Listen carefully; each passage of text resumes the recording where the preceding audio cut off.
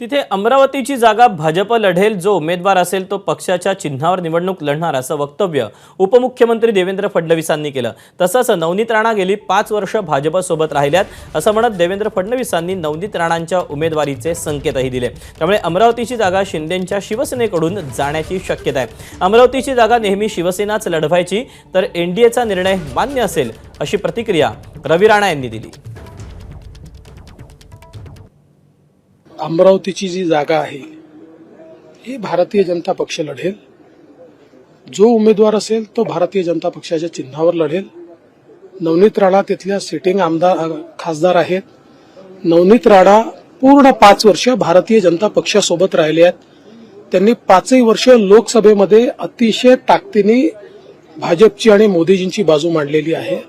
पण शेवटी अंतिम निर्णय आमचं पार्लमेंटरी बोर्ड किंवा आमची इलेक्शन कमिटी ती घेते। त्यामुळे त्याबद्दल यापेक्षा अधिक मी काही सांगू शकतो नाही। देशाचे पंतप्रधान मोदीजी, देशाचे गृहमंत्री अमित शाह साहेब, राज्याचे उपमुख्यमंत्री देवेंद्र फडणवीस साहेब हे अमरावतीच्या जागेबद्दल निर्णय घेतील। खासदार नवनीत राणांनी कुठल्या चिन्हावर लढलं पाहिजे, कोणत्या पक्षाकडनं लढलं पाहिजे, एनडीएचे घटक म्हणून लढलं पाहिजे की भाजपकडनं लढलं पाहिजे, हे वरिष्ठ पातळीवर निर्णय होईल।